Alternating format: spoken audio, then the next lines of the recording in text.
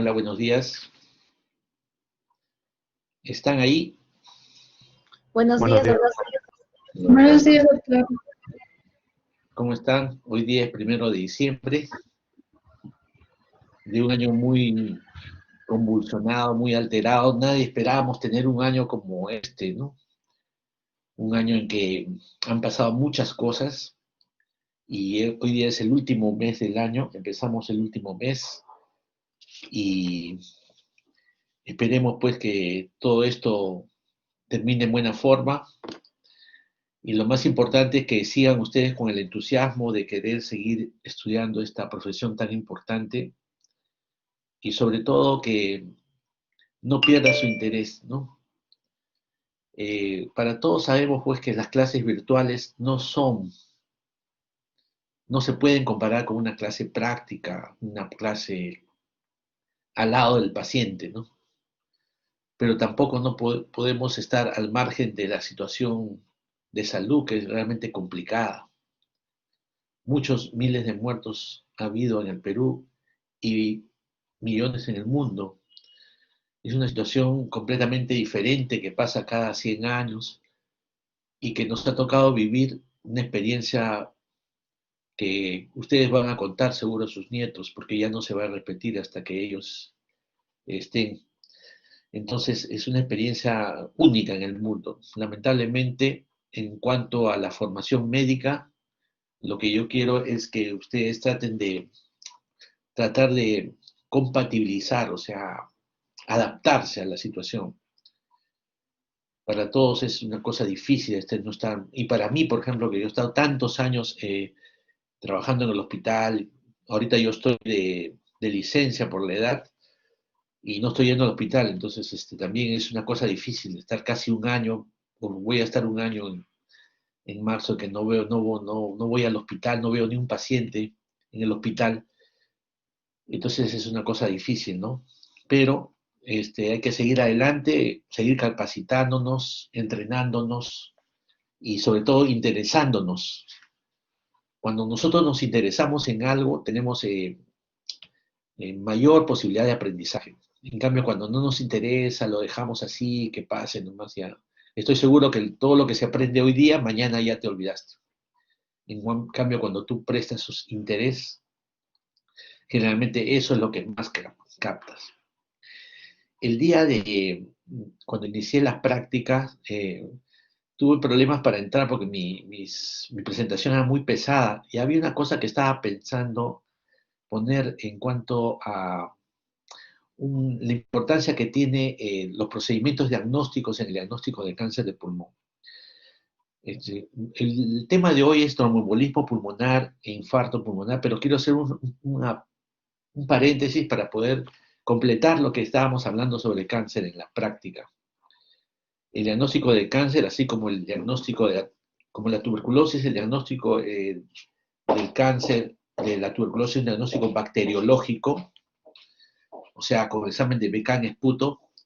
El diagnóstico del cáncer es un diagnóstico citológico o anatomopatológico, es decir, es un diagnóstico con biopsia. O sea, nadie puede decir yo tengo cáncer porque ves la placa o ves la tomografía, o inclusive en la broncoscopía, que es el examen más importante para ver el cáncer, tú ves el tumor, y dices, esto es cáncer, pero es un diagnóstico broncoscópico. O sea, hay un diagnóstico clínico, un diagnóstico radiográfico, un diagnóstico broncoscópico, pero el diagnóstico final, el diagnóstico definitivo del cáncer es anatomopatológico. ¿Y por qué quiero mencionar este tema del cáncer antes de embolismo pulmonar? Porque un gran número de pacientes con cáncer no mueren por el cáncer, mueren de las complicaciones del cáncer. Y una de las complicaciones más importantes del cáncer de pulmón es la embolia pulmonar. O sea, son pacientes que están mucho tiempo postrados por disnea, por ejemplo, ¿no? Muchos postrados en cama. Y además el cáncer también provoca un estado de hipercoagulabilidad, o sea, mayor probabilidad de formar paciente con cáncer tiene mayor posibilidad de hacer embolia pulmonar. Entonces, ¿cuántos pacientes de nosotros en el hospital hemos visto que están tranquilos esperando su diagnóstico definitivo de cáncer a través de la biopsia y de pronto comienzan a hacer una hipoxemia severa, dolor torácico, hemoptisis? No se olviden que la hemoptisis eh, no es un sinónimo de tuberculosis. Generalmente cuando nosotros vemos a alguien tosiendo con sangre, todo el mundo se aleja, todo el mundo se va, porque lo primero que piensa que es una tuberculosis, y no es así. La hemoptisis es una manifestación de un compromiso de la arteria bronquial que se ha inflamado o se ha comprometido por un tumor o por un vaso sanguíneo roto o por un coágulo también intrapulmonar. Entonces la hemoptisis es una característica importante de un paciente con tromboembolismo pulmonar. Entonces, hay una tremenda asociación entre el cáncer de pulmón o el cáncer en general y el tromboembolismo pulmonar. Entonces quería compartir una cosa importante que no sé si saldrá esto con respecto a...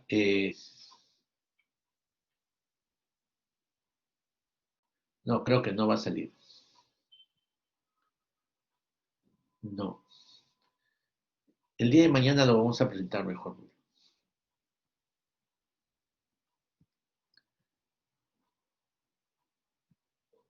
No, no va a salir. Es que es un video, los videos no salen acá, pero no es un video de YouTube, ¿ah? A ver, un ratito vamos a hacer.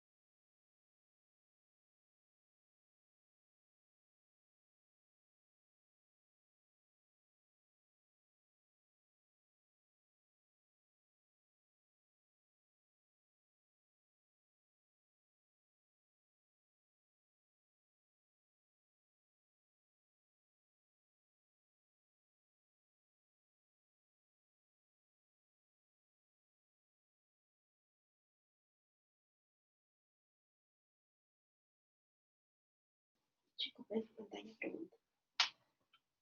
¿Ves mi pantalla? Pregunta. No, pero no está en la pantalla.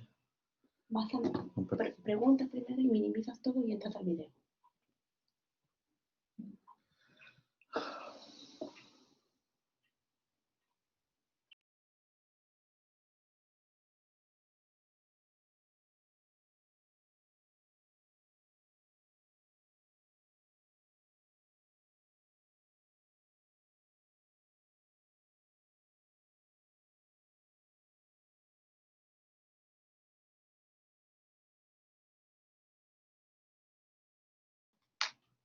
Hola, hola, ¿se puede ver? Ahora, hola, Doctor, no se ve el video, ¿se ve? No.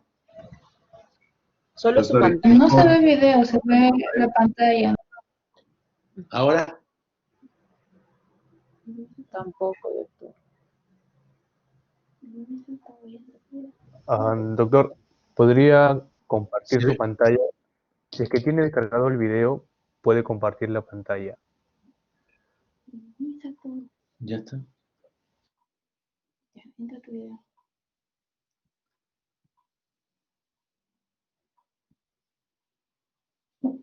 Ahí,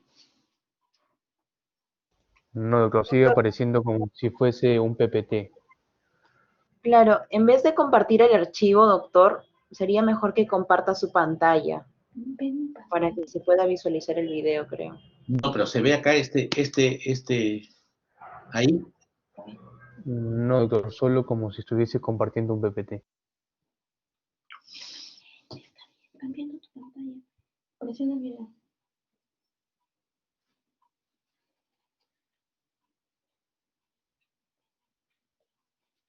¿Ahí ven algo? No. No, doctor. No, doctor. doctor, lo que pasa es que hay dos maneras de proyectar algo. Una es compartiendo la pantalla y otra es subiendo el archivo. En este caso, usted ha subido el archivo. Entonces, lo que le recomiendo es que saque ese archivo y use la otra opción de compartir pantalla. Y así sí se va a poder ver. Ya, vamos a intentar, ¿ya?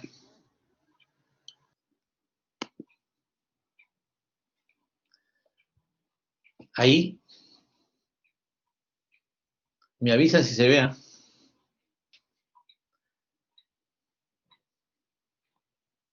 No, Todavía doctor. nada. Primero, No, cancele el archivo que está proyectando ahorita.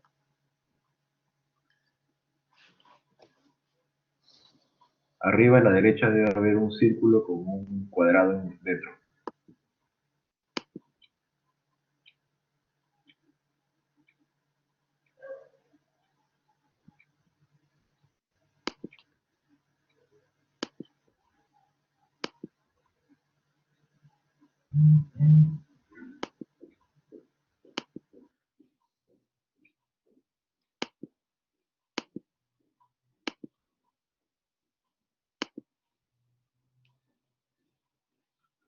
¿Ven algo? Hola. No, doctor.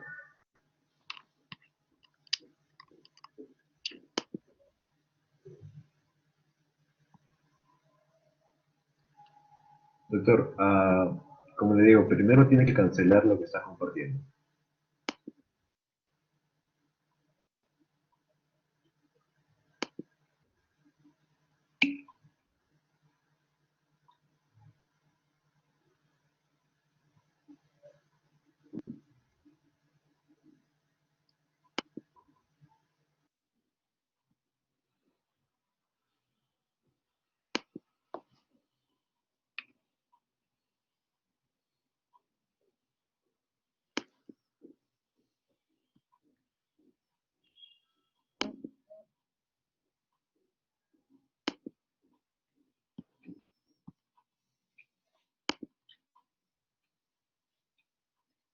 ¿Ahí algo? No. Bueno, vamos a entrar nuevamente y si no se puede ya continuamos nomás, ¿ya?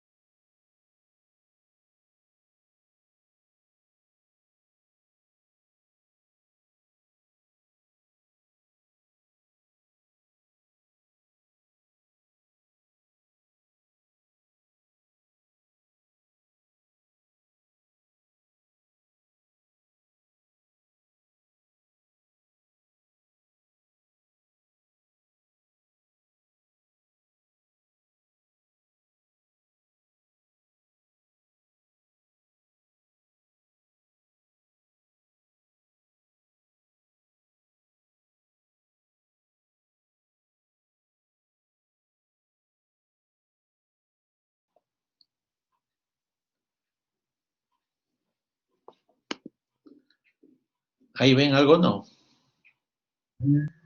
Doctor, ¿me podría ser presentador, por favor, para tratar de ayudarlo? A ver.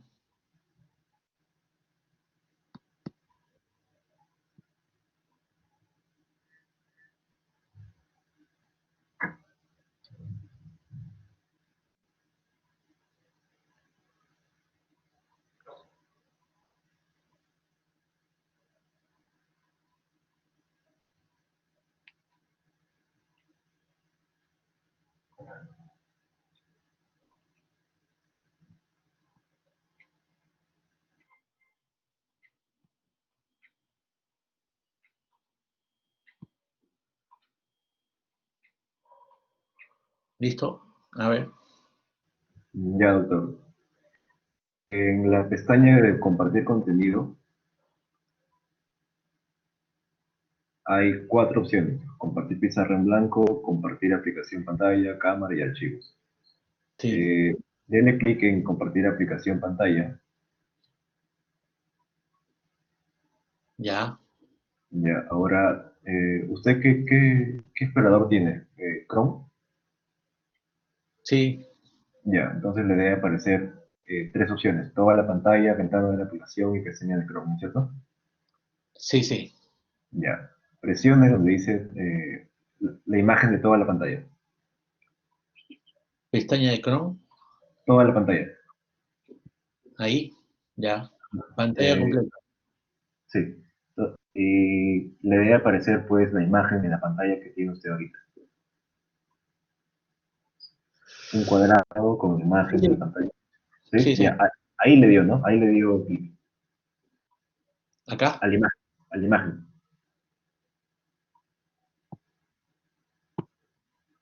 Ya. O sea, Pero a la no. imagen que le aparece de su pantalla, ahí dele clic. Ya. Y ahora abajo dice compartir audio, ¿no? Sí. Ya, hay un cuadradito, dele clic en ese cuadradito. En compartir. En compartir audio. Abajo izquierda. Compartir, dice. Ya, pero abajo izquierda debe decir compartir audio. Ah, no, no, dice acá. ¿No dice? No. Ah, o sea, en ese cuadrado blanco que le aparece, abajo, a la derecha dice compartir y cancelar, ¿no es cierto? Sí, claro. Ya, y al otro extremo no dice compartir audio.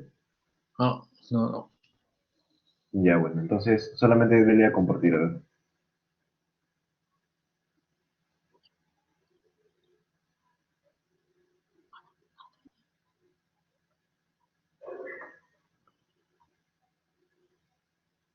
Ahora le paso el video, no. Ahí se ve. No todavía. Ya ven la diapositiva. No es un video, en realidad es una diapositiva. Claro, sí. Con esta opción de compartir pantalla, nosotros podemos ver su pantalla. Entonces, si usted presenta la diapositiva, Ah, nosotros ya. también. Pero ahí no están viendo, ¿no? No, ya le puse compartir. Sí, sí. Y ya desapareció la pantalla blanca que tenía. Claro, solamente estoy viendo la pantalla que quería enseñarles. Ellos que ven. ¿Y ustedes qué están viendo? ¿Qué? En estos momentos nada. Ya, entonces entraremos lo de embolia pulmonar nomás, pues, ¿no? Porque si no, ya nos va. Mm, Sí, bueno. No sé el formato que reciben, Ahora ojalá que salga. pero igual como compartir, ¿sí?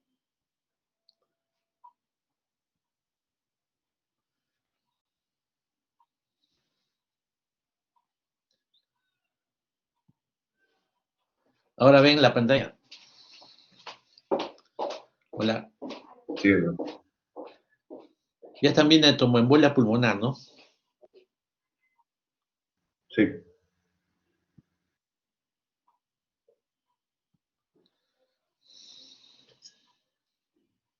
Bueno, pues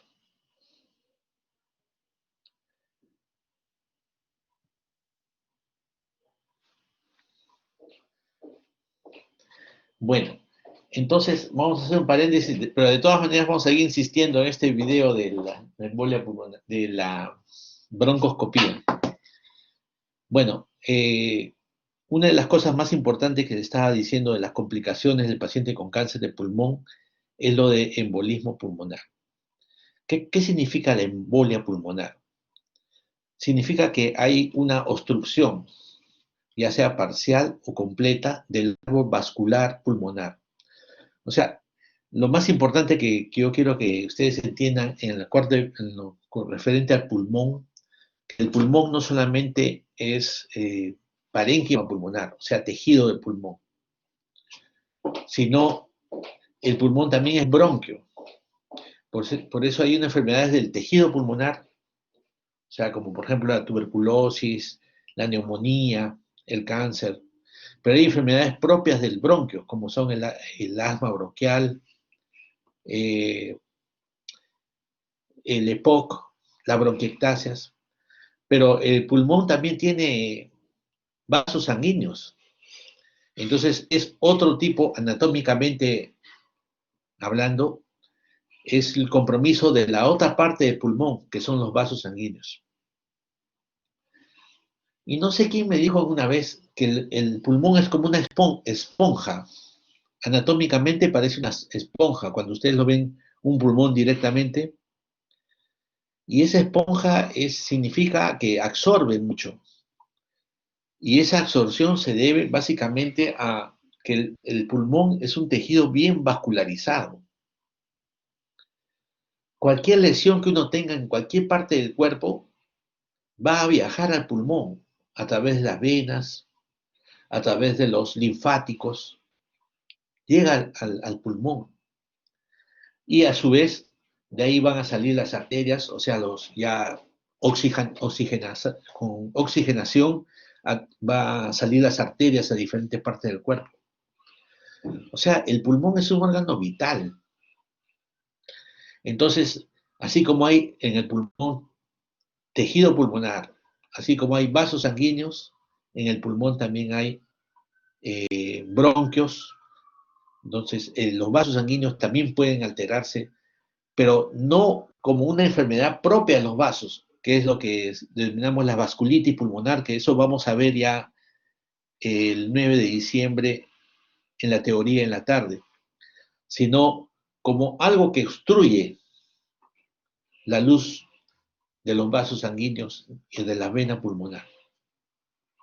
Entonces, esa obstrucción, ya sea parcial o completa del árbol vascular pulmonar, eso va a provocar lo que denominamos una embolia pulmonar.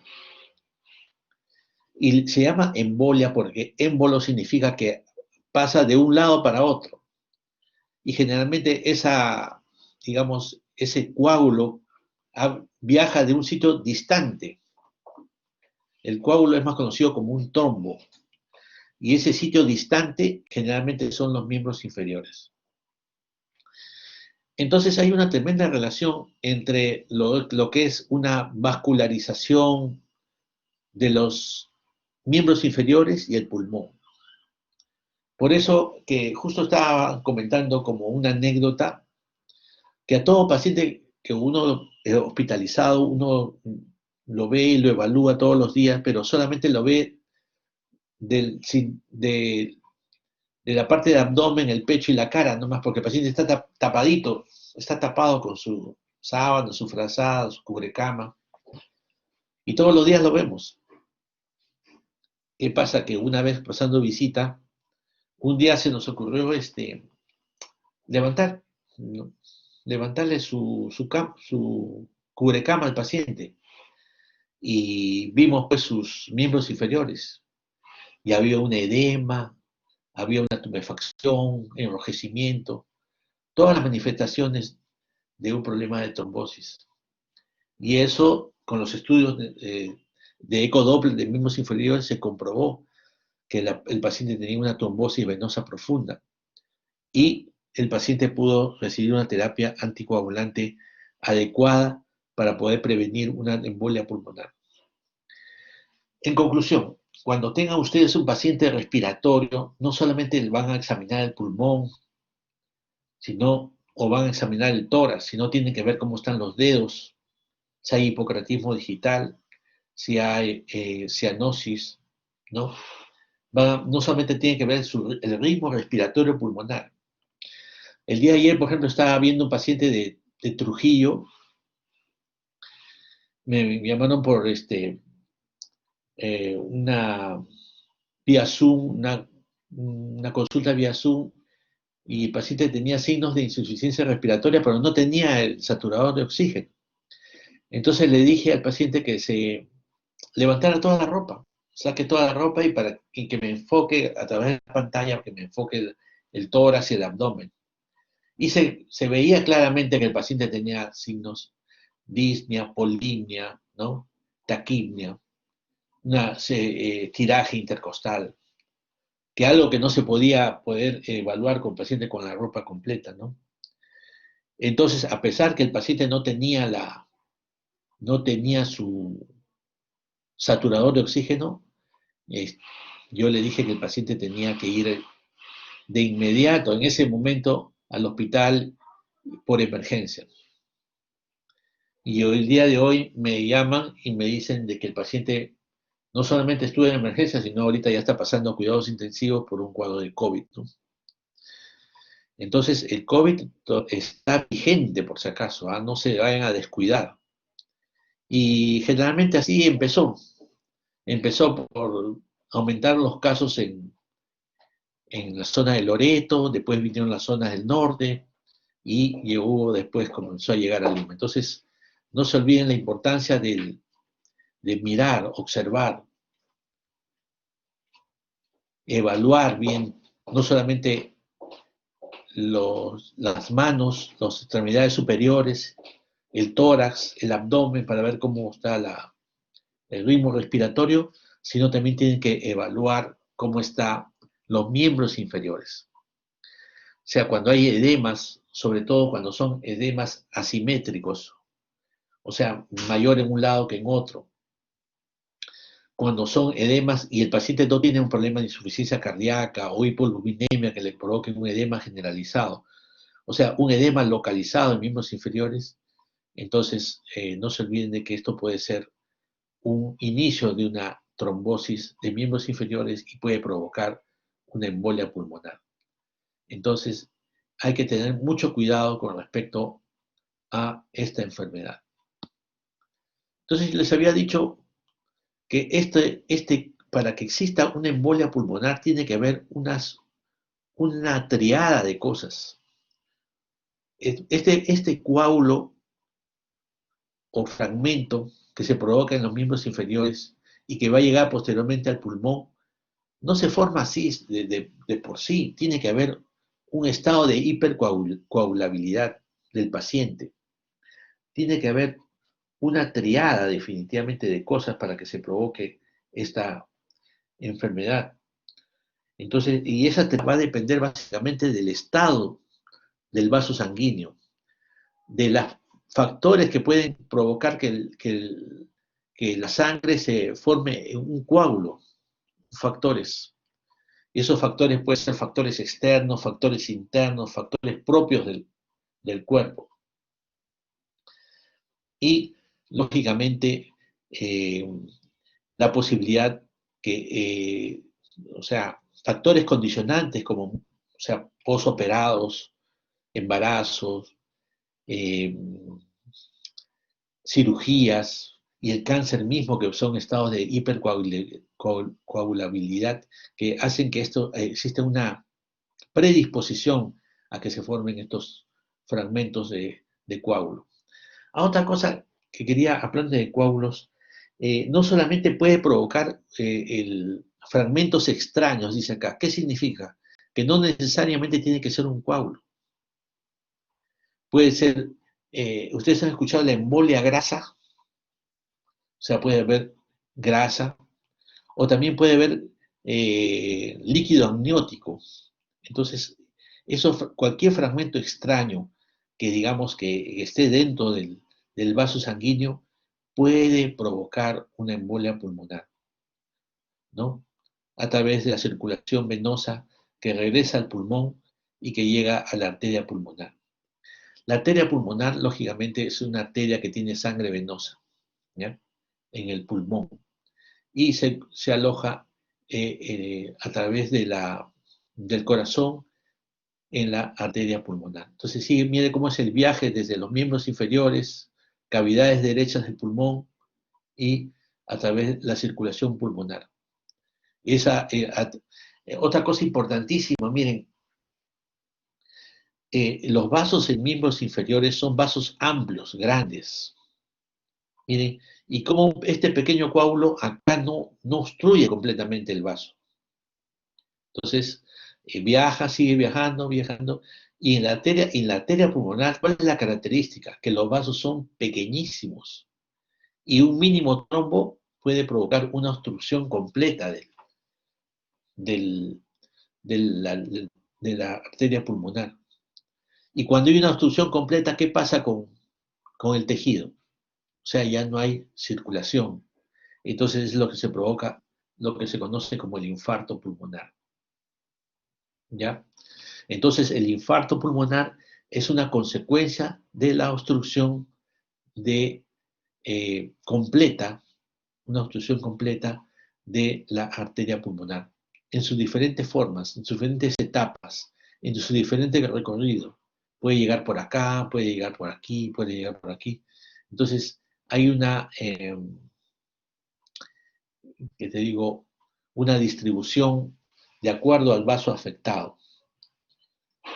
Entonces, esto es una emergencia, porque al provocarse un infarto pulmonar, va a provocar que en esta zona no haya ese intercambio gaseoso y no va a haber retorno de sangre oxigenada al cuerpo, y por lo tanto la hipoxemia va a ser muy severa.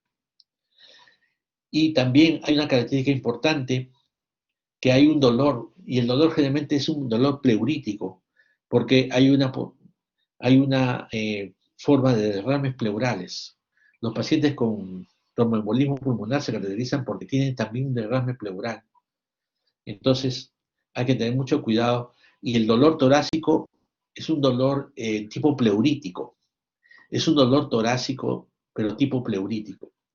Pero también puede ser confundido por un dolor de tipo opresivo precordial, un dolor precordial cardíaco. Pero hay consideraciones importantes para diferenciar, como son los estados de hipercoagulabilidad, la estancia prolongada, antecedentes traumáticos de miembros inferiores, cirugías ortopédicas generalmente, y sobre todo que el dolor, que puede haber hemoptisis. En los infartos cardíacos o miocardio no hay generalmente esa hemoptisis. En cambio, sí, la tromboembolia pulmonar hay dolor pleurítico, es diferente, es un dolor tipo hincada, tipo punzón. Es como si tuvieran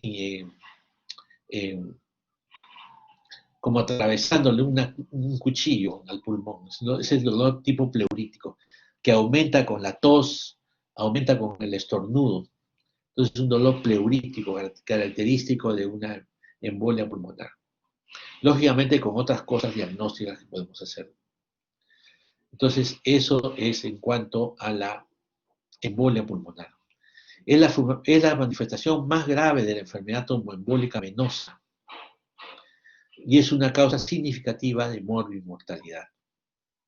Lógico, porque ahora, esta es una cosa importante. Estábamos hablando de las enfermedades pulmonares de acuerdo a su presentación.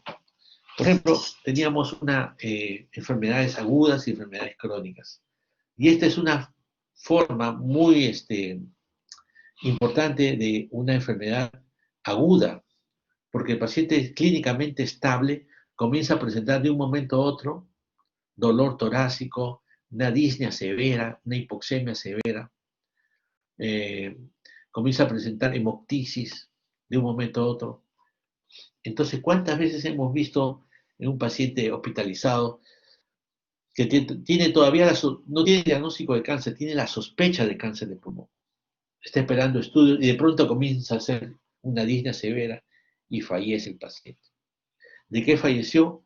Falleció de infarto o de tromboembolia pulmonar. ¿Y eso a qué se debe? A que el paciente tenía un cáncer pulmonar de fondo. Entonces, nos ganó la enfermedad.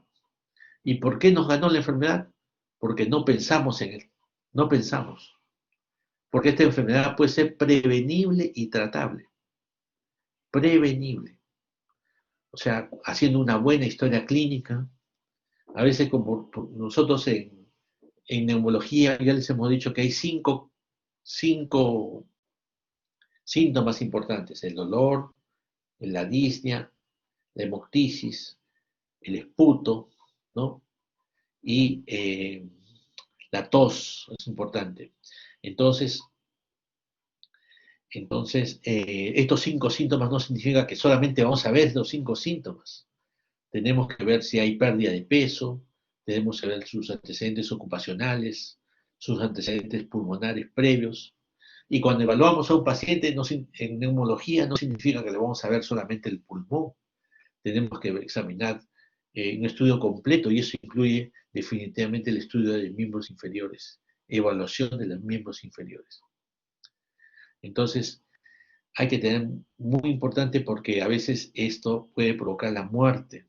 En gran mayor parte de los casos, una muerte aguda, súbita, y que, digamos, puede complicar mayor más problemas del paciente. Eso es justo lo que le estaba reportando. Miren cómo viaja un émbolo a través de la vena cava y llega hasta los pulmones. Entonces, como los vasos sanguíneos en el pulmón son mínimos, son muy escasos, muy chiquitos, muy pequeños. Entonces, eso es lo que el compromiso el compromiso del infarto pulmonar. Una obstrucción y posobstrucción se provoca una necrosis provocada por un infarto, por la falta de oxigenación en esa zona que está obstruida. Entonces, eso es una cosa importante que tengan como un concepto importante. Y justamente eso es lo más importante de la presentación de hoy, es que tengan el concepto de qué es y qué significa esta enfermedad. Y es, digamos, es solamente una consecuencia, ¿no?, de la migración, o sea, del viaje hasta el árbol arterial pulmonar de un trombo procedente del territorio venoso. Y ese territorio venoso más importante son de miembros inferiores. También puede haber un poco más arriba, ¿no?, hasta abdominales, pero es una cosa muy rara. Lo más frecuente es territorio venoso de miembros inferiores. Esa migración que hay de un trombo desde abajo hacia arriba, eso es el concepto más importante con respecto al cáncer de pulmón. Perdón, al tromboembolia pulmonar. Entonces, generalmente se presenta en el sistema venoso profundo de las extremidades inferiores, pero también puede haber del sistema venoso superficial. Hay una cosa importante en cuanto a los problemas venosos, que puede haber una asociación también con tromboflebitis. La tromboflebitis generalmente es una infección, una inflamación de las venas, en este caso de miembros inferiores. Entonces, el hecho que haya tromboflebitis, o sea, que uno encuentre en miembros inferiores calor o fiebre también en el paciente, o sea, signos de tromboflebitis, no significa que ya no va a haber esa trombosis venosa profunda, no, puede haber una asociación entre tromboflebitis y trombosis venosa profunda de miembros inferiores. ¿Ya? Pero el concepto más importante es que la tromboembolia pulmonar es una complicación de la trombosis venosa profunda. O sea, ese es el concepto que tenemos que tener. Que como es una complicación, ¿a dónde tenemos que atacar, básicamente? ¿A dónde tenemos que prevenir? ¿Qué hacemos para prevenir una trombosis, tromboembolia pulmonar? Para prevenir una tromboembolia tenemos que dedicarnos a esto, a la trombosis venosa profunda. Porque esa es, digamos, la matriz de dónde sale, de dónde viaja el trombo, de una trombosis venosa profunda. Entonces, eso es lo que tenemos que tener en cuenta cuando en nuestra práctica clínica o en el concepto que debemos tener. Como les habíamos dicho, hay otras fuentes venosas, como son superficiales, prostáticas, renales, uterinas, o sea, otros, no solamente la trombosis, las venas de miembros inferiores, sino también puede haber la próstata, renales, uterinas, pero son más raras que se compliquen. O sea, tiene que haber un estado muy de hipercoagulabilidad muy severa para que pueda provocarse la trombosis de estas otras venas. En cuanto a la epidemiología, vemos que la trombosis venosa profunda la incidencia total estimada es de 0.5 por 1000 personas al año, ¿no? Puede representar hasta el 15% de todas las muertes posoperatorias. Es una cosa importante. Todo paciente que entra a una cirugía, y sobre todo si es una cirugía ortopédica, justamente antes de empezar la charla estábamos conversando con un médico que es traumatólogo y me dice que hay un caso reciente en el hospital de un amputado. Y el amputado lo amputaron por un problema de insuficiencia vascular periférico. Los diabéticos generalmente tienen ese problema. Y estaba tranquilo, conversando, normalmente lúcido, porque no hay ningún problema cerebral. Y de pronto comienza a tener disnea y comienza a llamar a las enfermeras, disnea. Le falta el aire, me duelo. Entonces, fueron a evaluar al paciente y tenía 50 de saturación de CO2. En ese momento le pusieron oxígeno, no mejoraba con oxígeno, porque en este caso de tromboembolia pulmonar el compromiso es severo. No solo hay compromiso de la fisiopatología, la insuficiencia respiratoria, ustedes saben que hay un trastorno de ventilación, perfusión, no solamente eso, ya se provoca hasta el shunt. Entonces el paciente ya no mejora con oxígeno. Entonces el paciente ya se le puso se le realizó una intubación orotraqueal y se le conectó un ventilador mecánico. El paciente que estaba perfectamente lúcido, orientado, tranquilo, pero tiene el antecedente postquirúrgico de una amputación del miembro inferior izquierdo. Entonces miren la importancia, ya cuando un paciente posoperatorio, ustedes cuando van internados por las 4 partes claves, internado en medicina, internado en cirugía, internado en obstetricia y ginecología, internado en pediatría. Bueno, en pediatría no van a ver mucho, pero en medicina, en cirugía y en obstetricia, siempre piensen en tromboembolia pulmonar.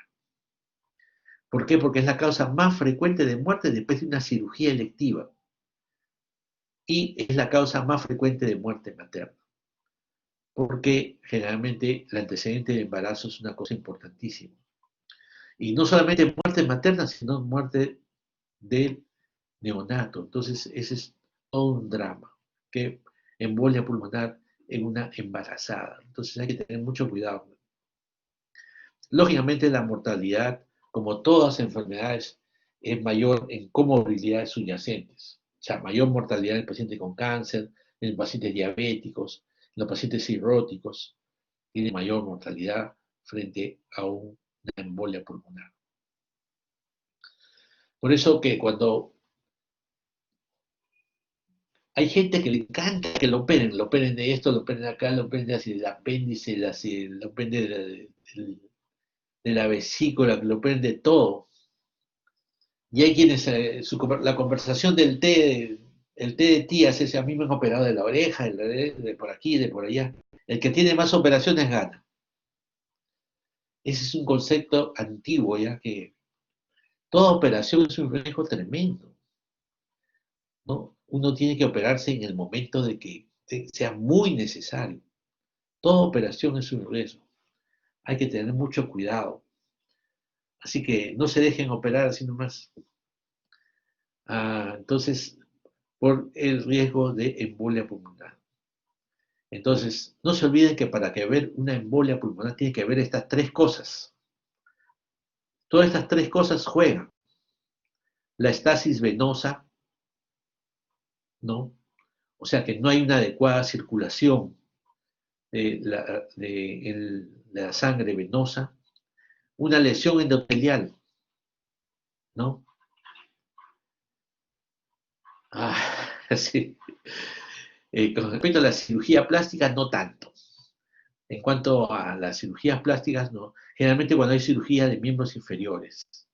Pero de todas maneras es una operación, las rinoplastías son una operación en la cual también el paciente necesita una anestesia importante, o sea, pero una anestesia de poco tiempo, pseudoanestesia, mejor dicho, como generalmente usan midazolam, que es de poca, es una anestesia de poco tiempo. Entonces yo creo que hay tipos de cirugías que digamos, como las cirugías plásticas que no tienen mucho riesgo para la embolia pulmonar. No se olviden, cuando son cirugías mayores y cirugías que requieren mucho tiempo de estancia postquirúrgica, es menor el riesgo. Por eso que ahora, antes cuando operaban a un paciente, decían, tienes que estar en reposo como operado. ¿Usted ha escuchado eso? ¿Cómo te sientes como operado? O sea, antes a los operados se los mantenía así echaditos todo el tiempo. No, ahora no. Ahora los operados al día siguiente están caminando, sea lo que tengan. ¿Por qué? Para evitar ese problema de la embolia pulmonar. Entonces, lesiones endoteliales, o sea, tiene una lesión en la íntima venosa, o sea, en la estructura misma de la vena. Y, lógicamente, alteraciones en la coagulación. Por eso que los pacientes que tienen enfermedades congénitas, enfermedades propias de, o sea, trastornos de coagulación, por por déficit hereditario crónico de alguno de los factores de coagulación, son más propensos. Pero lo más importante es esto, que a esta alteración de la coagulación, ya sea adquirida, o sea, inherente o adquirida, por ejemplo, en el cáncer que hay una hipercoagulabilidad, se le tiene que asociar una estasis venosa, es decir, por ejemplo, el reposo prolongado, y si a esto se le asocia una lesión endotelial en la íntima venosa, entonces ya se formó todito los factores. Es como en la Alianza Lima, por ejemplo. Si en la Alianza Lima, por ejemplo, uno no sabe sacar un lateral, otro no sabe no sabe patear un penal, otro, y el otro no quiere salir si estando lesionado, hay tres factores ahí. Cuanto más factores, pierde la alianza. Entonces no se olviden que existen factores. Qué gracias. Existen factores, pues. O sea, las cosas no suceden porque la hinchada de alianza puede ser la hinchada más grande y todo eso. Y ahí van a alentar ya afuera del estadio y todo. Está muy bien. Pero los factores, los que juegan el partido, son estos. Estasis venosa, lesión endotelial, coagulación. Igual que en el partido, los que juegan son los que están ahí. O sea, está bien la 12, o sea, estimular y todo lo que, pero los que juegan, si juegan lesionados, gente que juega que no tiene motivación adecuada, y encima no tiene la técnica adecuada, no, pues, así nunca vamos a poder mejorar. Porque los partidos no se ganan con tatuajes. El que tiene más tatuajes gana, no. El que corta el pelo chiquitito, sí, que se pinta el pelo. Eso, el fútbol no se gana con pintando el pelo. Entonces, tiene que haber una situación para que se provoquen las enfermedades. Y para que pierdan los partidos, tiene que haber también todo un sistema. Muy bien, entonces no se van a olvidar de esto y la Alianza Lima.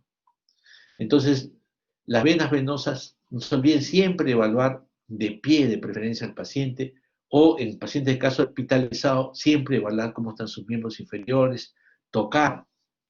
Eso es lo que nosotros, pues lamentablemente ahorita estamos, pero por pronto solamente podemos ver, pero no podemos tocar cómo están las piernas, cómo están, si está caliente, está hematoso.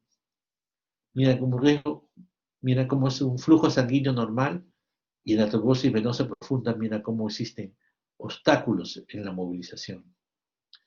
Y se forman todos los factores predisponentes que hemos dicho, van a formar este trombo. Y uno de estos pedacitos sale viajando. Cuando viaja, ya no se llama trombo, sino se llama embolia. Entonces, la embolia, ¿qué cosa es? Es una consecuencia del trombo. Y la enfermedad del trombo se llama trombosis venosa profunda. ¿Y dónde se encuentra la trombosis venosa? En los miembros inferiores. Y lo que pasa es que no hemos examinado los miembros inferiores. ¿Listo? Entonces, yo creo que con esto, captando esta imagen, es suficiente. Porque hablar sobre una serie de cosas más profundas, esos no se van a olvidar definitivamente. Lo que yo quiero es que tengan el concepto. Eso es lo más importante. El concepto.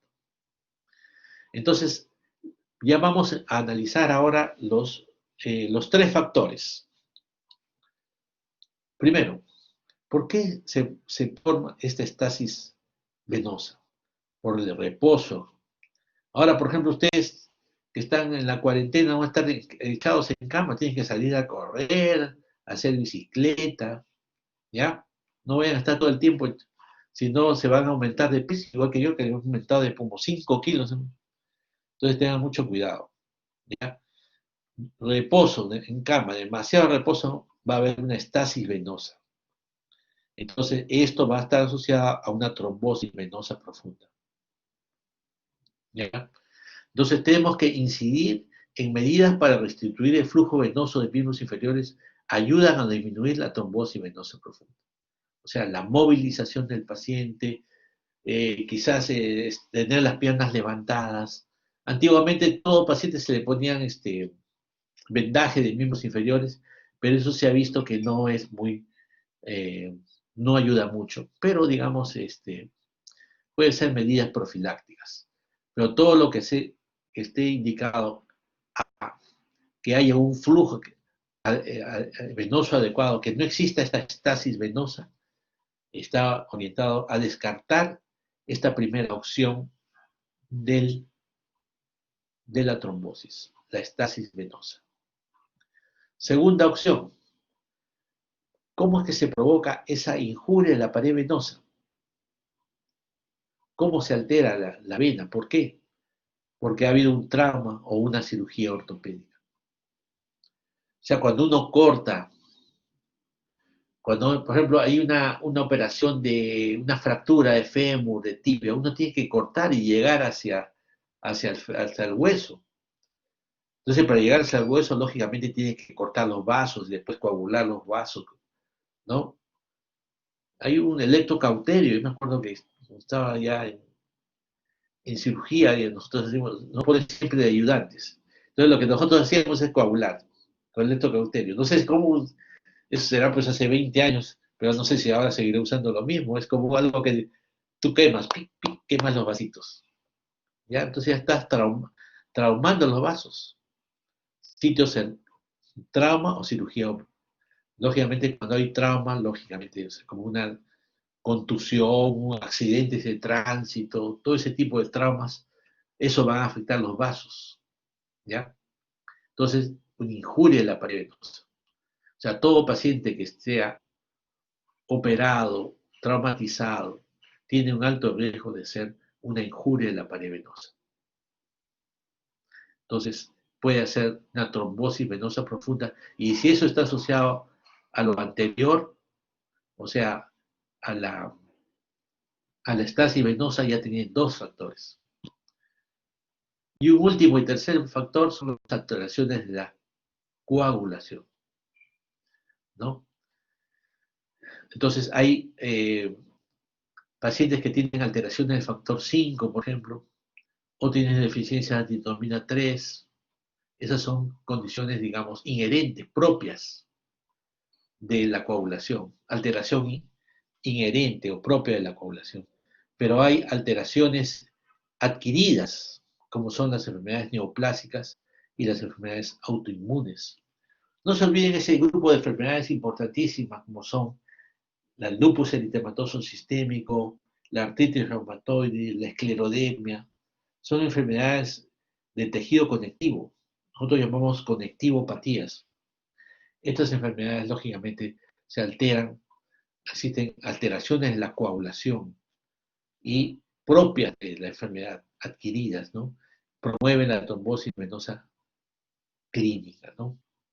Entonces, no se olviden que la alteración de coagulación puede ser una alteración adquirida o una alteración inherente o, digamos, heredada por trastornos de los factores de la coagulación. Esto es más raro, lo más frecuente son estas.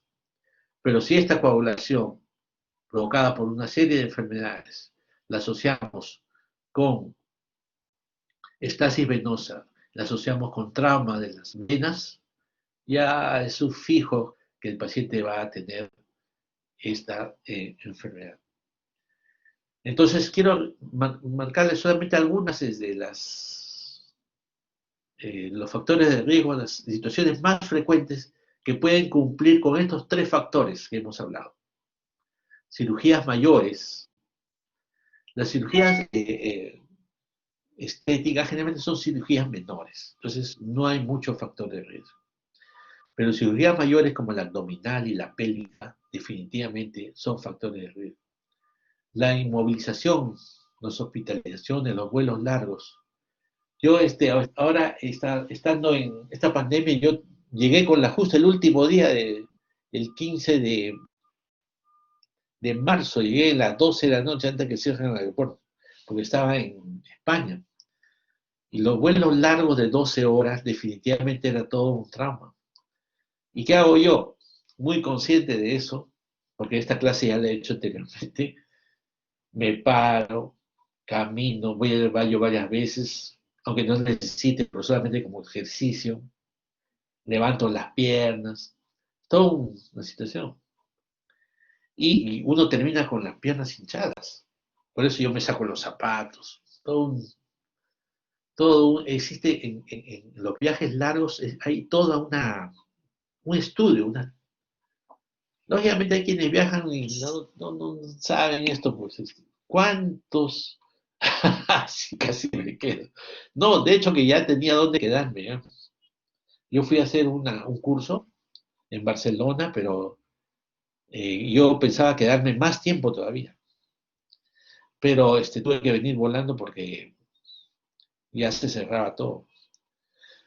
Bueno, entonces no se olviden los pacientes hospitalizados, ¿no? Que es mucho tiempo, que no se levantan para nada, y los vuelos largos. En cuanto a embarazo, en la etapa del posparto, eso es una cosa importante. La cesárea, no se olviden el abuso de las cesáreas. Acá lamentablemente ya hay un tema ético también en cuanto al abuso de las cesáreas, sobre todo por razones digamos, de interés económico, ¿no? A veces se hacen cesáreas que el paciente puede ser perfectamente hechas el parto de forma natural.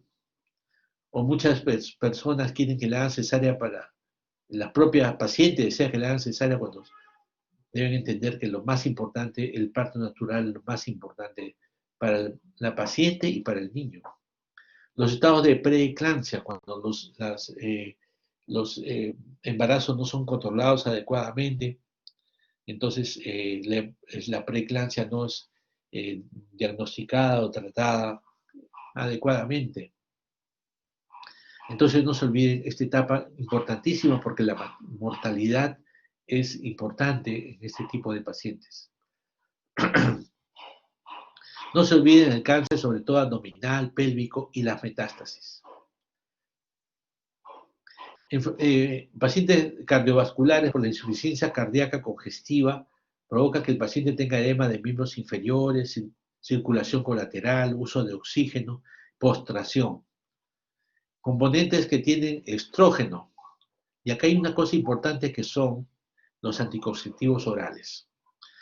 No sé si todavía siguen existiendo, pero que existen otros métodos actuales en los cuales pueden evitar el embarazo y el uso de anticonceptivos que tengan mucho estrógeno hacen de que sea un factor de riesgo para la madre, ¿no? O para la mujer en general.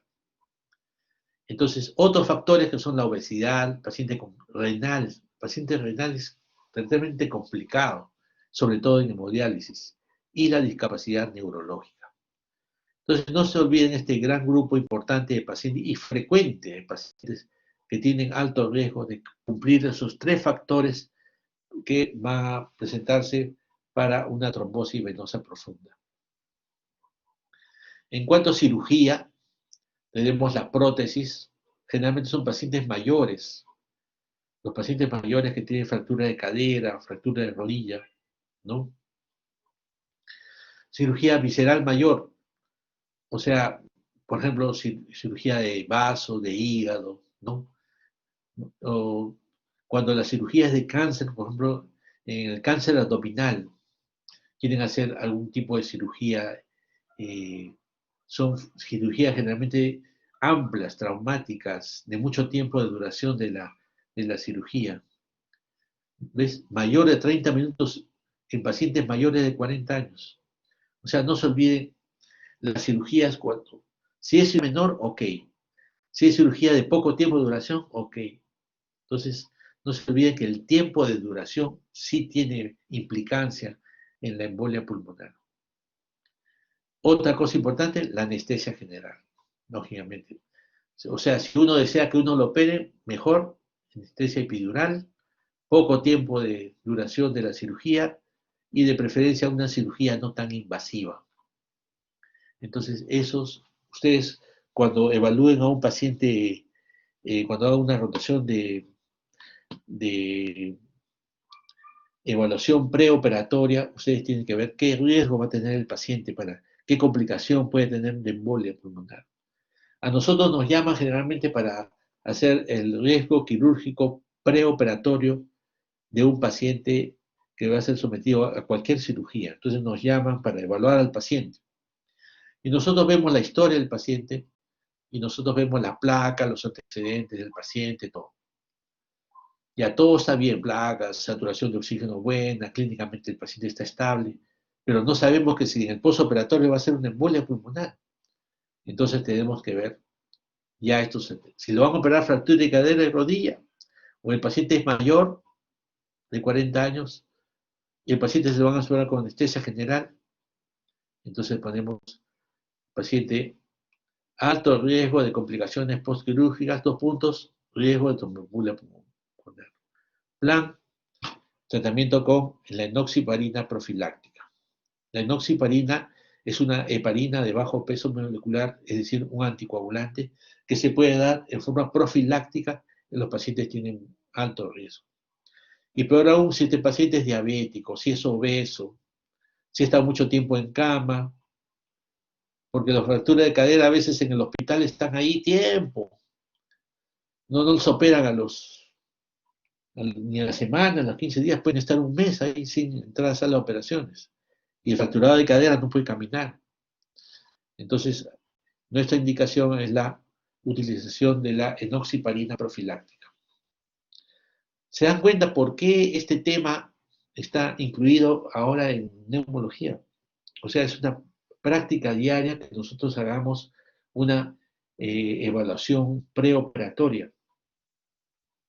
Es una, digamos, es como si hiciéramos una broncoscopía, una biopsia pleural, ¿no? Una toracocentesis, una biopsia de pulmón. Parte de nuestro trabajo también es evaluar a los que se van a operar. Es lo que se llama riesgo quirúrgico, evaluación preoperatoria por el neumólogo. Es una nueva, digamos, intervención. Ustedes pensaban que nosotros los neumólogos solamente vemos TBC, no es así. Vemos a pacientes en todo el hospital, y estos pacientes vemos en las salas quirúrgicas. ¿Y cuántos pacientes se han salvado por nuestra evaluación? No solamente por indicarle profilaxis, sino también por ver las placas. ¿Cuántos pacientes hemos visto que el paciente va a entrar a la sala de operaciones y tiene ahí un foco neumónico ahí que no está siendo evaluado. Porque los cirujanos no ven placas, ellos operan nomás. Lo único que ven es el bisturí nada más. En cambio ellos ni saben ver una placa. Entonces, por eso nos consultan. Entonces, nosotros no podemos hacer una evaluación preoperatoria si no vemos una placa del paciente. Vemos la placa y cuántas veces hemos diagnosticado tumores, cáncer, neumonía, y el paciente ni sabía. Entonces ponemos ahí, paciente puede ser operado, pero en el postoperatorio tiene que ser transferido a medicina para evaluar la lesión que tiene. O también podemos, en caso de un neumónico, el paciente tiene que, se suspende la cirugía, tiene que ser tratamiento adecuado del asma, puede tener asma, la neumonía. O sea, suspendemos la operación. ¿Cuántos de estos pacientes hemos salvado en el postoperatorio? Hacen cuadros de neumonía severa, insuficiencia respiratoria, septicemia, se han complicado. O estos pacientes con fractura que hemos dicho, estamos un mes. Cuando está un mes en el hospital y el paciente generalmente tiene ya una contaminación de los microbios que hay en el hospital, o sea, las bacterias intrahospitalarias. ¿Qué enfermedad tiene este paciente? A ver, como para que despiértense un poco. ¿Alguien me puede decir por el chat qué enfermedad puede tener el paciente? Enfermedad infecciosa, ¿ya? Que tiene mucho tiempo hospitalizado. ¿Qué enfermedad infecciosa puede tener que esté y que nosotros no damos cuenta? ¿Están ahí? No.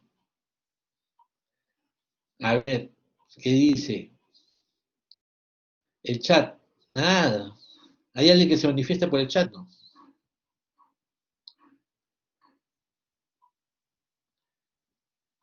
¿Alguien? O directamente, ¿cuál es la enfermedad intrahospitalaria más importante? ¿Hay alguien? Ya está bien la pseudomonas, pero ¿qué provoca la pseudomonas? ¿Qué provoca? Ah, exactamente, ahora sí, pero recién despertado, ¿qué pasó? Ya falta poco, ya falta poco. La neumonía intrahospitalaria, pues, no se olviden. Mira, muchas veces, muchos de los casos que no hay, no se detecta esta neumonía, porque ¿sabes qué? La neumonía intrahospitalaria generalmente ya van a ver ustedes, o no sé si lo habrán visto ya. A veces el paciente está, lo único que tiene es los pacientes viejitos que se van a operar la cadera, que se quedan dormidos. Y la enfermera dice, uy, qué lindo paciente, ya no habla, está dormidito. ¿No? ¿Qué pasa si se siente dormido? Se siente dormido porque hay trastorno de conciencia y porque hay una neumonía intrahospitalaria. O aquel paciente que dice que comienza ya a faltarle el día anterior, estaba bien, su saturación 98, 97, y el día siguiente 92, 93. Entonces, no, es que su mano está fría. Dice. Al otro día 90. No, debe ser. Y el paciente está tranquilo, no le falta el aire. Nada. Entonces, la saturación de oxígeno, cualquier hipoxemia que uno tenga, es un síntoma de que pueda tener una neumonía hospitalaria. Entonces, trastorno de conciencia, hipoxemia. Lógicamente, cuando los viejitos es bien difícil que hagan fiebre. Entonces, no esperemos fiebre, escalofríos de un paciente joven. Trastorno de conciencia, hipoxemia, una tos que inicialmente se seca y posteriormente se hace productiva, ya puede ser una indicación en un paciente que entró bien, incluso con una placa normal, entró bien, y en el curso de los días, esperando la cirugía, hace una neumonía intrahospitalaria. Y si el médico neumólogo, como hemos visto, va y como está cansado, tiene que ver el partido, todo eso, ya después ya no contraindicación operatoria. La placa era de hace 15 días, dice, placa de hace 15 días, ok. Entonces, da pase, y el paciente lo operan, en los 2 días comienza mayor disnea, tenía una neumonía severa intrahospitalaria, por pseudomonas, como dicen sus compañeros. Se muere el paciente. ¿Se murió de la fractura? No. ¿Se murió de embolia? No. Se murió de una neumonía intrahospitalaria. Pero por no hacer una evaluación previa adecuada, un riesgo neumológico adecuado. Entonces no se olviden la importancia que tiene una placa reciente, una placa como nosotros antiguamente, porque ahora ya no se ve, nosotros siempre veíamos la placa misma, o sea, con el material de la placa. Ahora todo es digital, ¿no?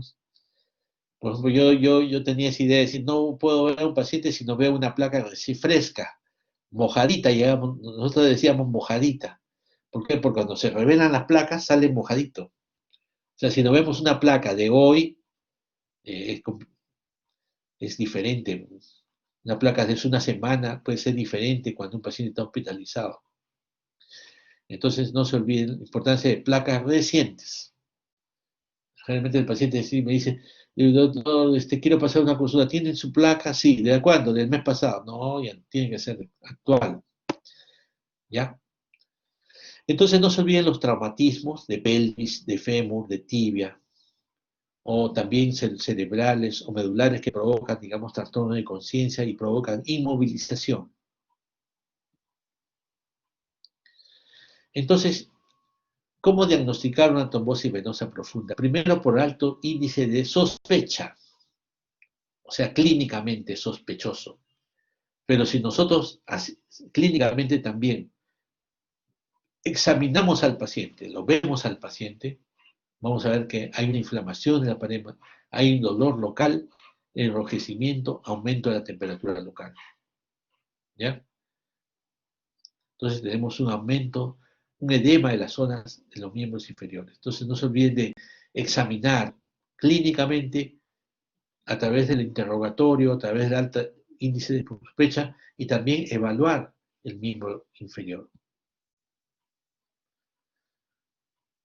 Bueno, entonces tenemos el edema, cianosis, dilatación, hipersensibilidad, eritema, hinchazón, dolor. Entonces no se olviden la importancia que tiene esta trombosis venosa. Mira, diferentes venas que pueden ser alteradas. ¿Ya?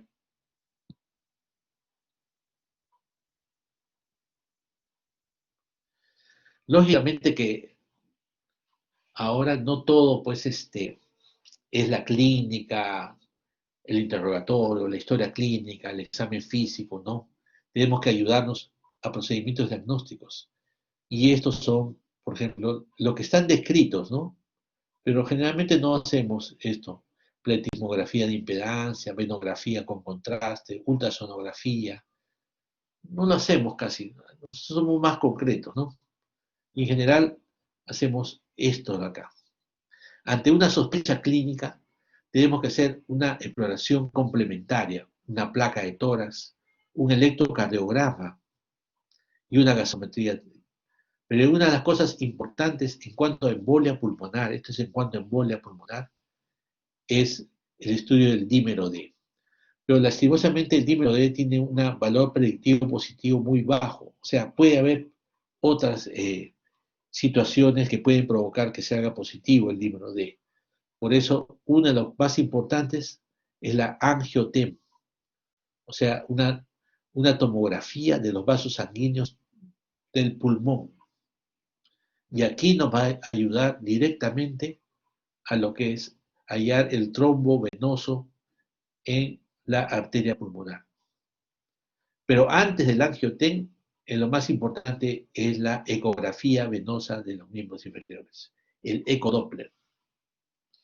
Porque si tenemos un ecodoppler que salga positivo, en el sentido de que nos hace el diagnóstico de trombosis venosa profunda, ya es casi seguro de que el paciente con toda la sintomatología de la embolia pulmonar sea el diagnóstico definitivo. Lógicamente el diagnóstico definitivo es con una gammagrafía pulmonar, con un estudio de ventilación pulmonar, ventilación, perfusión, pero generalmente son estudios más sofisticados y no va a ser muy, digamos, práctico poder hacerlo el paciente. Lo más importante en el paciente es una ecografía venosa de miembros inferiores, un ecodoppler y un angiotem, una tomografía vascular pulmonar. Lógicamente también tenemos el dímero D, pero siempre teniendo en cuenta que solito no da el diagnóstico, y esto también le ayuda, la gasometría, el electrocardiograma, porque hay compromiso del lado derecho del corazón. Las placas de tórax no vamos a ver el émbolo, ¿no? Por si acaso. La placa de tórax para ver si hay derrames pleurales, una cardiomegalia, cosas así nomás, del lado derecho del corazón y derrame pleural. O sea, es una exploración complementaria. Más importante es este cuadro clínico del paciente, la angioten y la ecodoppler de miembros inferiores. Yo creo que con estas cosas ustedes tienen para diagnosticar en cualquier momento, en cualquier lugar, una embolia pulmonar. Ya saben que ustedes no van a tener, pues, algunos sitios que no hay ni ecodoppler, ni angiotem, ni dímero D. Entonces, sospecha clínica, disnea de inicio súbito, dolor pleurítico, edema de miembros inferiores, hemoptisis, palpitaciones, dolor anginoso y un síncope. El síncope es una sensación de caída por hipoxemia severa del paciente. Alto índice del paciente, de sospecha en un paciente hospitalizado, postquirúrgico, y ustedes ya saben las cirugías más importantes. Taquigna, taquicardia, crepitante, frote pleural, sibilantes. Puede haber aumento de la temperatura. El aumento de temperatura, no se olviden que es la fiebre no significa infección, ¿eh? Por si acaso. A los pacientes, acá tenemos la costumbre de que tienen fiebre y ahora estamos metiendo antibióticos, ¿no? La fiebre es un mecanismo de defensa del organismo. Ustedes saben que cuando no había antibióticos, en la historia de la medicina, al paciente se le provocaba fiebre. O sea, se le provocaba la fiebre para contrarrestar la enfermedad. Entonces la fiebre es un mecanismo de defensa del organismo. Ahora, lógicamente, cuando la temperatura ya está en 39, 40, ya puede provocar, digamos, convulsiones, y así ahí sí hay que bajar la fiebre. Antipiréticos, medio físico para bajar la temperatura. Pero una temperatura, hay quienes tienen 37,5 y fiebre ya están muriendo, ya tienen una 38, 38 y medio, quizás puede ser tolerable, ¿no? Pero ya 39, 40, ya hay que bajarlo definitivamente como sea. 38 hay que bajarlo con medios físicos. 38,5 puede ser paracetamol, algún antipirético. 39, 40 ya con ampollas, antipiréticos pero en ampollas. Entonces no se olviden eso, la temperatura. Muchas mamás dicen a sus hijos, está volando en fiebre. ¿Cuánto tiene? 38,5, 37,5. No está volando en fiebre, con medio físico suficiente.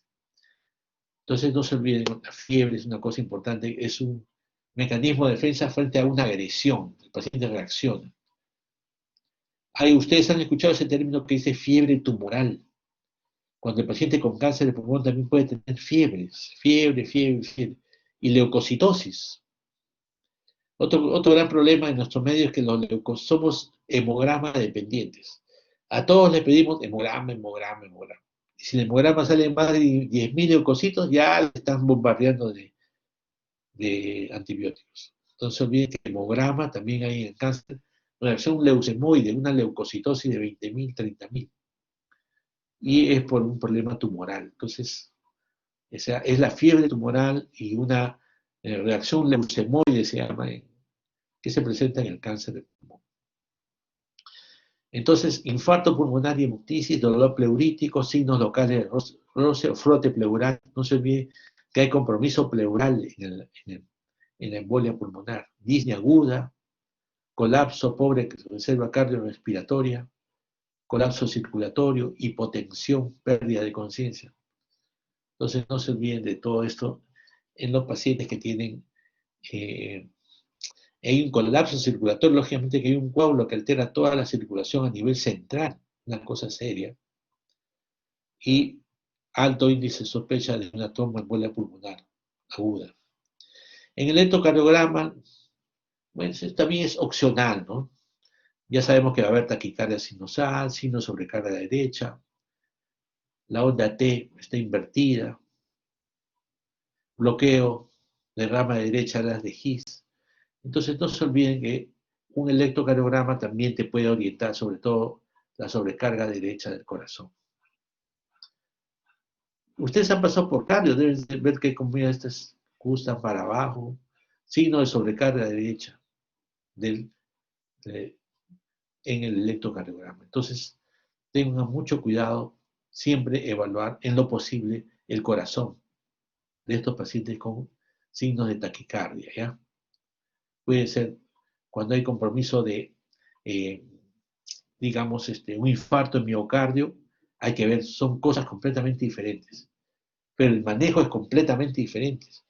Por eso es que hay que hacer un electrocardiograma, lógicamente, para descartar el infarto miocardio en el cual hay compromiso izquierdo, ¿ya? No compromiso derecho.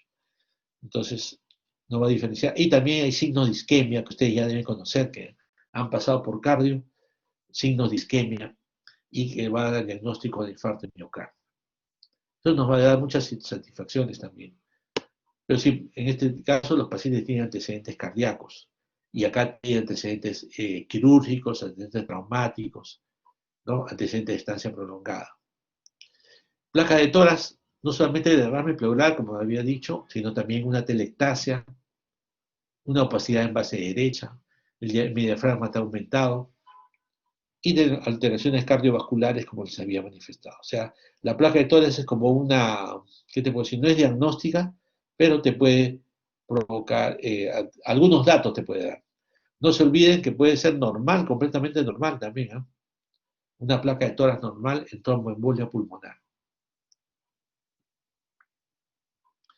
Miren, esta acá, finalmente, esta es una imagen de que algo está sucediendo acá. Tú no puedes decir, acá veo un émbolo, no, una embolia pulmonar acá no. Veo los semidiafragmas levantados, ¿no? Veo un borramiento del ángulo costo diafragmático y costo frénico también. Veo la ciliata cardíaca muy ensanchada, así, como si fuera una tienda, ¿no? Entonces, y acá veo una opacidad. Si comparas esto con esto, fácilmente se puede uno dar cuenta que acá hay una opacidad que no es normal. Así nomás podemos decir. O, tú sabes que hay quienes no saben nada y creen que saben mucho. Entonces, dice acá, veo acá una tumoración, veo un coágulo, veo una embolia pulmonar. Lo que vemos en las placas son opacidades nada más. ¿No? Esta flecha está dirigida porque acá se ve una opacidad nada más. Para hacer esto, hacer el diagnóstico, en caso de que sospechemos una embolia pulmonar, ¿qué tenemos que hacer? ¿Qué prueba diagnóstica tenemos que hacer? ¿Qué prueba radiológica ya? A ver qué dice el chat. ¿El chat está activo o no está activo? Vemos esta placa, cómo llegamos al diagnóstico de que podría ser una embolia pulmonar. ¿Qué le pedimos al paciente? El chat está dormido. Ahí está, por fin. Gustavo, ¿no? Angioten, exactamente. Y no veo chicas acá, Samuel, Alejandro, Gustavo, no, las chicas están durmiendo, ¿qué pasa? Ya, listo. Entonces la próxima pregunta van a participar chicas, ¿ah? Entonces, lógicamente, a Valeria, ¿dónde está Valeria? Miren la tomografía, ya no vemos una opacidad acá, ¿no? Una opacidad acá. Y el derrame pleural del ancho. Cuando hay derrame pleural, ya usted ya tiene que estar sospechando, ¿no? Derrame pleural izquierdo, hay una telectasia del lobo inferior, ¿ya? Entonces, imagen de baja atenuación sugestiva de pequeño trombo en la arteria lobar inferior izquierda, a nivel de la bifurcación segmentaria. Entonces, hay acá una imagen ya que te puede orientar más a una embolia pulmonar. El dímero D. Cuando yo estaba, digamos, residente, así, nosotros decíamos dímero D ya era diagnóstico, y eso no es así, ¿no? El dímero D, cuando hay una degradación de la fibrina, se encuentra el dímero D positivo, ¿no? Hay alta sensibilidad, pero baja especificidad, ¿no? Entonces, dímero D te puede ayudar, sí, pero digamos hay que tenerlo con reserva, como hemos dicho. Entonces, es parte de lo que debemos pedir para el diagnóstico de una embolia pulmonar o una trombosis venosa profunda. Pero lo más importante, ya diagnostica una angioten, también resonancia magnética, donde pueden haber una angiografía pulmonar. Es un poco agresivo esto, porque hay que poner un catéter en la arteria pulmonar y no es un procedimiento, digamos, fácil. Se necesita un equipo especial y un personal altamente entrenado. Por eso que actualmente el angioten, digamos, ha reemplazado a la angiografía pulmonar como un diagnóstico ya definitivo de una embolia pulmonar. Mira, la gamografía, lógicamente, si uno quiere ver ya más directamente la gamografía y tiene las posibilidades, ¿no? Y sobre todo, si, como dice, el paciente tiene insuficiencia renal o alergia al contraste, lógicamente el angioten tiene que hacerse con sustancia de contraste, ¿no? Entonces, acá podemos ver, si no se le puede realizar una tomografía, entonces una gamografía de perfusión, si es normal una gamografía, lógicamente eh, no es embolia pulmonar. Por eso es importante una gamografía de ventilación, perfusión, en donde se ve, mire, no hay perfusión en esta zona, está muerta esta zona acá. Entonces, la gamografía es una opción, sobre todo a los pacientes que tienen insuficiencia renal o alergia a sustancia de contraste y no le podemos realizar un angiotem. ¿Ya? La gamografía pulmonar como factor importante para el diagnóstico de una tromboembolia pulmonar. Y esta es la angiografía, ves un catéter. Este es el catéter que va a la arteria pulmonar, esta arteria dilatada, ¿no? Entonces, con cuadros de obstrucción. Entonces, no se olviden la importancia que tiene mira, acá también hay una zona estenosada, acá también, ¿ya? Hay que tener mucho cuidado con este tipo de pacientes. Esto es como una referencia nomás, la angiografía pulmonar. Entonces, en cuanto al manejo mismo ya de la enfermedad tromboembólica, tenemos la evaluación del riesgo, la historia natural del tromboembolismo venoso, y tenemos que hacer una profilaxis farmacológica que ya les hemos dicho, habíamos explicado antes, y sobre todo una profilaxis mecánica, digamos, inicial del paciente. Farmacológico a través de la heparina subcutánea, que sobre todo estamos utilizando la heparina de bajo peso molecular como la enoxiparina. Se puede usar warfarina, pero en pacientes de muy alto riesgo. La warfarina tiene mucho riesgo de contagio, de sangrado. Por eso es que la warfarina es cada vez menos usada. Lo bueno en la warfarina que son anticoagulantes orales, pero actualmente existen unos anticoagulantes orales sintéticos como Rivaroxaban. El Rivaroxaban, y su nombre más conocido comercial es el Xarelto, es un gran medicamento porque es un anticoagulante oral, una vez al día, y tiene mejor acción que la warfarina, tiene inicio más rápido, el tiempo de vida es corto. Es importante el tiempo de vida porque cuanto mucho tiempo, la duración de la anticoagulación, mucho tiempo, da que puedas tener más sangrado. Entonces, el Xarelto, o sea, Rivaroxaban, tiene una ventana terapéutica también más amplia y en cuanto tiene menor riesgo de hacer hemorragias cerebrales. Entonces no se olvide que la warfarina tiene muchos riesgos y hay que controlarlo periódicamente a través de estudios del INR frecuentes. En cambio, el Rivaroxaban, o sea, el Xarelto, se está usándose mucho como anticoagulante oral sintético por sus menores riesgos y mayor facilidad de uso en relación con la warfarina. En cuanto a anticoagulantes ya no orales, lo más importante son las heparinas de bajo peso molecular, como la enoxiparina. No se olviden de esto porque es importante cuando veamos el día de mañana en cuanto a la práctica y lamentablemente todavía no lo ponen en la... No sé qué ha sido, es un error que en los temas de la teoría no pongan algo sobre el COVID, es una cosa importantísima. Y yo en la práctica había agregado el tema del compromiso pulmonar por COVID, pero en la teoría, cuando hable un poquito de vasculitis pulmonar, voy a hablar un poco más, retroceder un poco más en cuanto a lo que pasa en el COVID, porque es una cosa importante. Porque miren, nosotros habíamos dicho que en el COVID había problemas que puede provocar el paciente embolia pulmonar o por estado de hipercoagulabilidad. Entonces, muchos pacientes se han puesto heparina, se ponen warfarina, toman una serie de cosas. Entonces, hay que tener una evaluación adecuada. ¿No? ¿Cuántos pacientes habrán tenido sangrados por todo lado sin ningún control? Entonces, esa es una terapia netamente que se debe usar hospitalaria, sobre todo cuando se usa un anticoagulante por vía endovenoso o subcutáneo.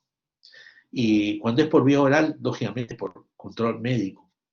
Y en casos completamente establecidos, diagnosticados de una embolia pulmonar, o sea, este tratamiento viene después de hacer un diagnóstico clínico, un diagnóstico radiológico, ecocardiográfico, tomográfico. Entonces, esto no viene así de frente. En cambio, acá hemos visto ahora cuántos pacientes de frente están usándose sin ningún control médico, están usando anticoagulantes.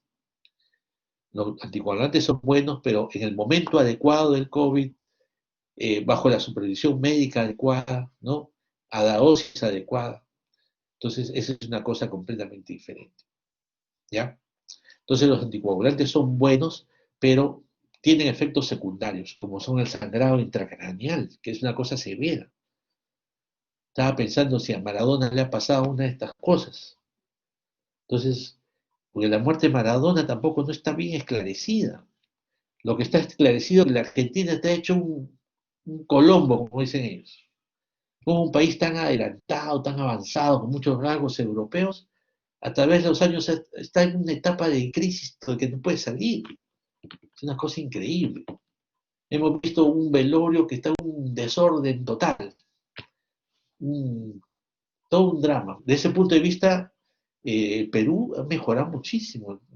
Ese el acontecimiento del año pasado de los Juegos Panamericanos fue un ejemplo de cómo el orden de la previsión, el orden de la organización que hemos ganado bastante en Perú.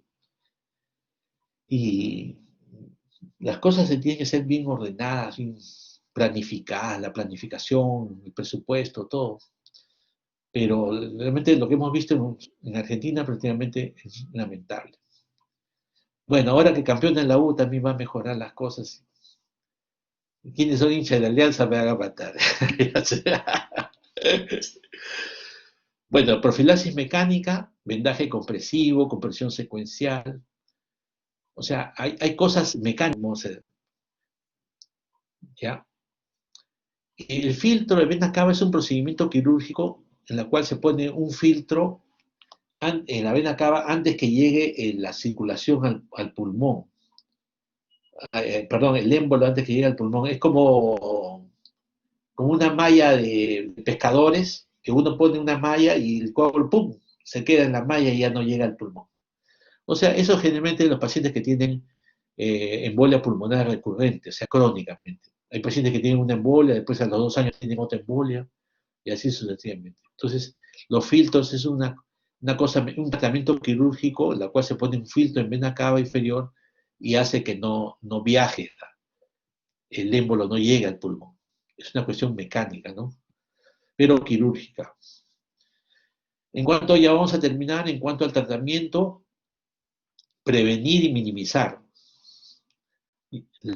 Puede tener secuelas también, muerte, disnea, dolor torácico, inestabilidad, disconfort, recurrencia prolongada de enfermedad, edema postflebítico, hipertensión pulmonar. Entonces tenemos que, el objetivo es prevenir y minimizar las secuelas de esta enfermedad. Objetivo de la anticoagulación, disminuir la cantidad de la obstrucción vascular, prevenir que la embolización, inhibir la liberación de sustancias vasoactivas, mejorar la función del ventrículo derecho. O sea, ¿qué pasa en la embolia pulmonar? Hay un déficit cardiopulmonar. Por eso que el paciente se muere así, bruscamente y severamente. Optimizar la función del ventrículo derecho y que llegue a obstruirse o provocarse el infarto pulmonar. Cuando hay ya un compromiso severo del pulmón y una embolia pulmonar ya diagnosticada, se tiene que hacer una heparina, ¿no? Heparina, endovenoso, 80 unidades por kilo, de gramo de peso, en bolo, seguido de una infusión de 18 unidades por kilo por hora. Eso se pone en una cámara de infusión, digamos, una bolsa de infusión, que va a dar una dosis por hora. También se da una heparina de bajo peso molecular, o también se puede dar con el Xarelto, ¿ya? 3 semanas de duración de la fase aguda.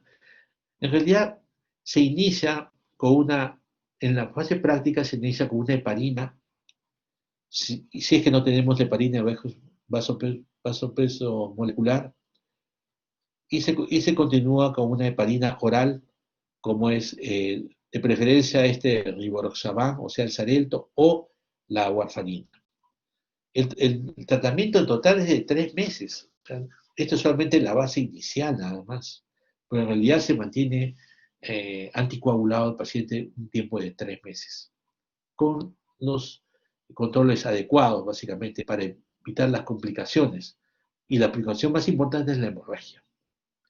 Hay que ver que después de la 6ª década puede haber mayor riesgo de sangrado, y puede sangrar básicamente sangrado digestivo, intestinal o renal. El paciente puede tener hematuria, uremia, o puede también haber trombocitopenia. Entonces no se olviden, no es cuestión de dar un anticoagulante y chao, lo dejo al paciente, no. Evaluar el estómago, el intestino, el riñón, ¿ya? Entonces, riesgo de sangrado. Muy bien, entonces no se olviden la importancia que tiene la embolia pulmonar, y sobre todo el compromiso tan severo que va a provocar en el parénquima pulmonar, y el paciente va a tener una disnea súbita y muerte segura por embolia pulmonar. Es una enfermedad que básicamente es tratable y prevenible. Prevenible porque uno tiene que avisorar ya que el paciente puede tener todas las condiciones para una embolia pulmonar.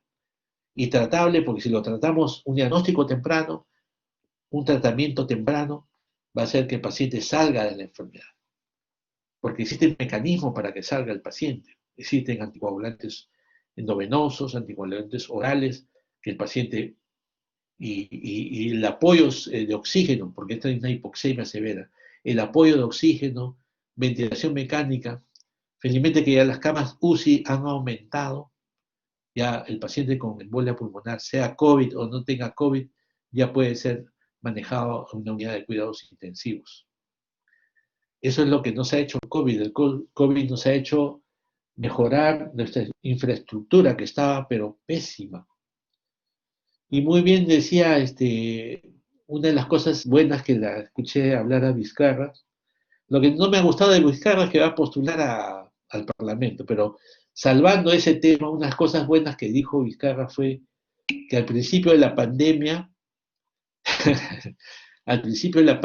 dijo que estaba conversando con otro médico, creo de Colombia, y me dice, ¿qué te parece el COVID? Sí, pues no, hoy estamos ya preparados. ¿Ustedes están preparados? Sí, no estamos tan preocupados. Y el de Colombia dice, ¿cuántas camas UCI tienen ustedes a nivel nacional? Tenemos 400 camas. Y el de Colombia dice, nosotros estamos pero angustiados. ¿Y cuántas camas tienen ustedes? Tengo 1000 camas. O sea, tenía 1000 camas UCI a nivel nacional, lógicamente, y estaba angustiado. Y nosotros teníamos 400, estábamos tranquilos. Llegó un momento, eso fue en marzo, llegó un momento junio, julio, en que no había camas UCI. Se han implementado así, como dé lugar, por todo lado haciendo, ¿no?, cosas, donaciones y todo, hasta llegar a 1.200 camas, y recién podemos estar tranquilos, digamos, que por lo menos los pacientes con embolia pulmonar van a tener cama para UCI. Y si no hay ninguna segunda ola, esperemos que esta segunda ola los pacientes no lleguen a cuidados intensivos. O sea, el tipo de compromiso pulmonar sea menor, y también estemos preparados para el tratamiento de la inflamación que hay al COVID pulmón, y estamos preparados para anticoagulación adecuado por el estado de trombosis y embolia pulmonar que puede presentarse en el COVID. Y lógicamente también estar preparados para una cosa importante en el paciente del COVID, que es las neumonías intrahospitalarias. O sea, el COVID nos ha dado, como se puede decir, en neumología nos ha dado otro ritmo, otro acelerador. Como dice, cuando uno tiene los cambios, uno primera, segunda, tercera, cuarta, otro cambio hacia adelante, ¿no? De pensar en otras cosas más delicadas que el paciente puede tener en la parte respiratoria. Muy bien, estimados amigos, eso es todo por hoy. No voy a pasar lista. Ya nos veremos el día de mañana en la clase práctica de COVID y con ustedes en el seminario sobre tabaquismo. Mañana vamos a hacer ese video. Yo cuando hago una cosa y no me sale, sigo.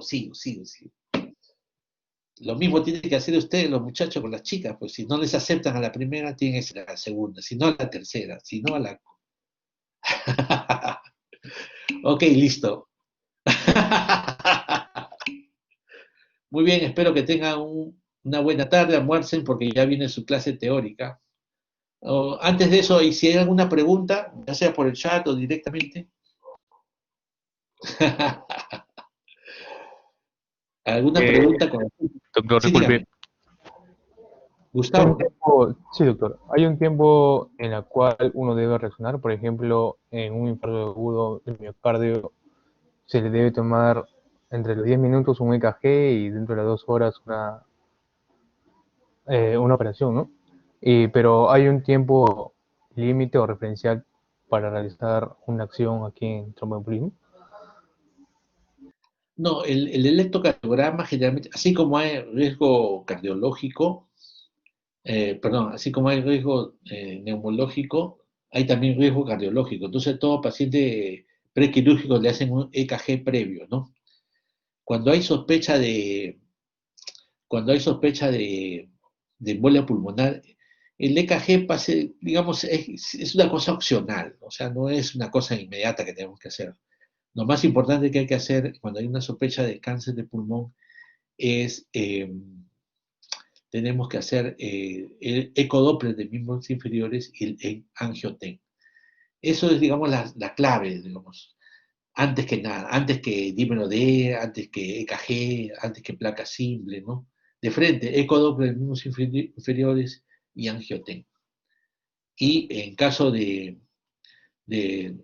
factores predisponentes, iniciar con heparina profiláctica, que es la enoxiparina, 40 miligramos subcutáneo una vez al día, pero en caso que el paciente tenga ya manifestaciones y un diagnóstico ya definido con ecodoppler o angioten de embolia pulmonar, ya tenemos que hacer la enoxiparina endovenoso, digamos 60 miligramos cada 12 horas, o la heparina, ¿no? Entonces, o el Xarelto, por vía oral. Entonces cambiamos de un tratamiento profiláctico a un tratamiento ya de verdad en la fase aguda de la enfermedad. ¿Ya? O sea, el electrocardiograma no es tan importante, o mejor dicho, es un agregado más que tenemos que hacer con respecto al manejo del tromboembolia pulmonar. ¿Alguna otra pregunta? Doctor, una pregunta. Dime. ¿Xiomara primero? Ah, Lisette. Sí, yo soy Lisa. Ya, Lisette. Quería preguntar si es que las varices también son un factor de riesgo para desarrollar un tromboembolismo pulmonar. Claro, varices de miembros inferiores es un factor de riesgo, ¿no? Pero a veces las varices de miembros son varices que se ven, son feas, digamos, son antiestéticas, por eso que hay tratamiento para las varices, pero son superficiales. El problema más importante es las venas profundas. Entonces, ahí un ecodoppler es el que nos detecta más fácilmente las trombosis venosas profundas. O sea, el paciente con varices, nosotros son varices de las venas superficiales que nosotros estamos viendo. Puede haber, pero el compromiso no es tan severo. Lo que más importa son las venas profundas. Y para saber si es que hay un compromiso profundo, hay que hacerle el ecodoppler, ¿ya? O sea, ustedes tengan sus familiares, sus padres, hasta yo mismo tengo, tengo una varices, ya me salió. Creo que es familiar, porque mi mamá también tenía eso, ¿no? Pero me hice ver con los cirujanos vasculares dominan eso, y me hizo una ecografía, me dice, no te preocupes, esto es una cosa superficial, y que en las mujeres normalmente se operan, se sacan eso, ahora hay terapia trombolítica, o sea, hay cosas químicas que usan, pero es estética. Pero no hay ningún problema de la parte profunda, o sea que no hay riesgo de trombosis venosa profunda. ¿Ya? Dice, en un paciente con infarto de pulmón, el tratamiento debe ser con anticoagulación, con heparina no fraccionada y luego anticoagulantes por 3 semanas. Sí, exactamente. Pero en el momento actual, si el caso es muy avanzado o muy severo, muy severamente como hasta 3 meses puede ser la evaluación de un paciente con anticoagulante oral, ¿ya? Porque puede haber recurrencias, el paciente puede tener recurrencias, porque tiene todos los factores. Si el paciente es un paciente posoperado, es un paciente que va a estar postrado mucho tiempo, si es obeso, y si tiene factores de coagulación que lo pueden favorecer, hasta 3 meses se puede tener, ¿ya? ¿Alguna otra pregunta? Muy bien, pues entonces eso es todo y cuídense mucho, ¿ya? Ya nos estamos viendo el día de mañana para hacer este mismo seminario de tabaquismo y con los del grupo el día de mañana a las 8, ¿ok? Eso sería todo. Pórtense bien. Ya nos vemos.